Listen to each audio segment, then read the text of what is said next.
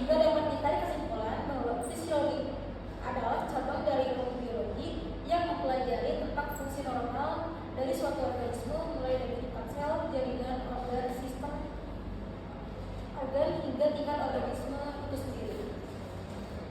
Pengertian fisiologi kerja. Bekerja adalah hasil kerjasama dalam koordinasi yang sebaik-baiknya dari indera mata, telinga, peraga, perasa, dan lain-lain. Otak dan susunan saraf di pusat dan perifer serta otot-otot. Fisiologi kerja merupakan ilmu yang mempelajari informasi mengenai seberapa besar aktivitas sistem tubuh seperti sirkulasi darah, pernafasan, pencernaan, dan aktivitas muskuloskeletal dapat bertahan tanpa mengalami kerja yang berlebih dan mengalami kelelahan. Di sini juga ada jenis kerja. Secara umum, jenis kerja dibedakan menjadi dua bagian, yaitu kerja fisik adalah kerja yang memerlukan energi fisik otot manusia sebagai sumber tenaganya atau power. Kerja fisik akan mengakibatkan perubahan fungsi pada alat-alat tubuh yang dapat dideteksi melalui konsumsi oksigen, denyut jantung, peredaran udara dan paru-paru, serta temperatur tubuh, konsentrasi asam laktat dalam darah, komposisi kimia dalam darah dan air seni, tingkat penguapan dan lain-lain. Kerja mental adalah kerja yang melibatkan proses berpikir dari otak kita. Kerja ini akan mengakibatkan kelelahan mental bila kerja tersebut dalam kondisi yang lama, bukan diakibatkan oleh aktivitas fisik secara langsung, melainkan akibat kerja otak kita.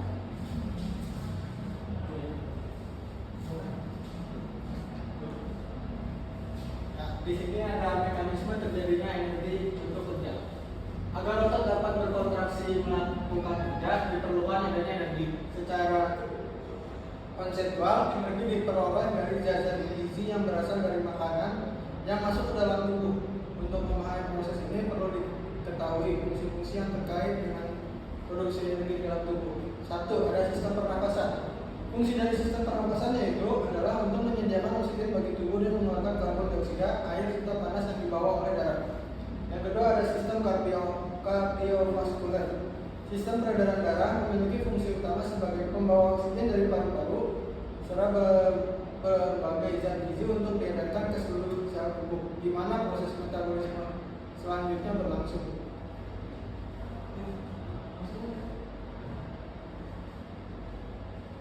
Kapasitas kerja fisik. Kapasitas kerja fisik diartikan sebagai kemampuan maksimal tubuh dalam menghasilkan energi dan merupakan fungsi dari ketersediaan zat-zat gizi serta kemampuan tubuh dalam memperoleh oksigen. Peran ergonomi adalah memastikan bahwa energi yang dibutuhkan seorang pekerja berada dalam kapasitas fisiologis individu tersebut. Poin pertama yaitu kapasitas aerobik maksimal. Kapasitas aerobik maksimal dapat ditentukan dengan cara mengukur volume oksigen maksimal yang dapat dihirup oleh seseorang per satuan waktu.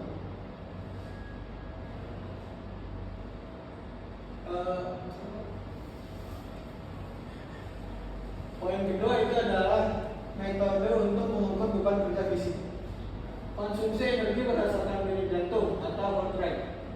Penerimaan berupa dilakukan dengan mengukur temperatur badan dan denyut nadi selama masa pemulihan atau istirahat. Setelah suatu siklus kerja, evaluasi beban kerja fisiologis merupakan data denyut nadi. Di sini ada tabel yang berisikan dari klasifikasi pekerjaan antara ringan, agak ringan, berat, dan sangat berat, serta amat sangat berat. Yaitu denyut jantung per menit di ringan itu ada 90, dan agak ringan ada di 100, berat dan 120, sangat berat ada di 140, dan amat sangat berat ada di 160. Konsumsi energi berdasarkan kapasitas oksigen terukur. Konsumsi energi dapat diukur secara tidak langsung dengan mengukur konsumsi oksigen. Yang ada rumusnya adalah R sama dengan T dalam kurung B kurangi S per B min 0,3. Di sini ada R yang diartikan dengan istirahat yang dibutuhkan dalam menit, recovery.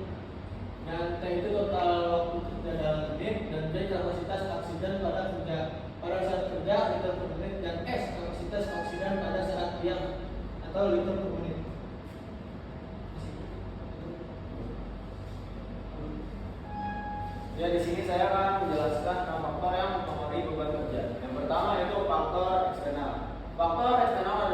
kerja yang berasal dari luar tubuh pekerja.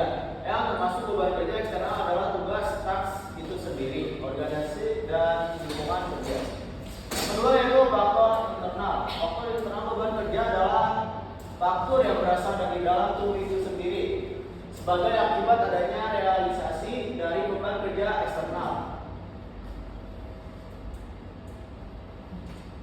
Yang kedua ada poin kelelahan, fatigue dan faktor-faktor yang mempengaruhinya. Kelelahan kerja adalah suatu kondisi di mana terjadi pada syaraf dan otot manusia sehingga tidak dapat berfungsi lagi sebagaimana mestinya. Kelelahan dapat terjadi sebagai akibat dari berbagai faktor yang mungkin berhubungan dengan pekerjaan, gaya hidup, atau kombinasi keduanya. Secara umum, beberapa faktor yang mempengaruhi kelelahan kerja adalah yang pertama yaitu kapasitas kerja, jenis kelamin, umur, status gizi, masa kerja, dan tingkat pendidikan. Akibat dari kelelahan kerja: sakit kepala dan atau pusing, mengembara atau pikiran terputus, melamun, kurang konsentrasi, pengelolaan mata yang ngabur atau kesulitan menjaga mata terbuka, menguap terus-menerus, mengantuk yang santai, kerasan atau jauh tertidur di tempat kerja.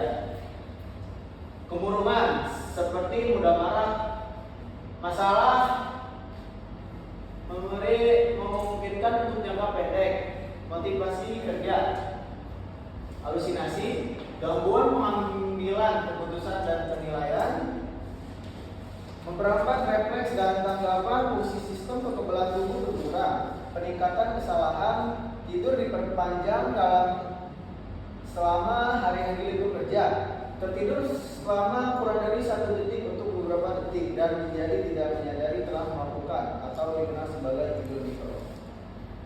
Yang terakhir yaitu hanyut dalam dan keluar dari jalur lalu lintasan atau kehilangan kendali saat berkendara. Yang terakhir yaitu poin mengurangi kelelahan otot. Yang pertama di sini ada untuk mengurangi beban kerja yang melakukan perancangan kerja. Yang kedua mengatur perintah istirahat yang cukup berdasarkan atau pertimbangan fisiologi, mengatur guru kerja dengan baik dan menyeimbangkan tekanan fisiologi di antara anggota kerja. Yang terakhir yaitu menyediakan air dan garam yang cukup bagi pekerja yang bekerja dalam lingkungan kerja yang baik. Sekian dari saya.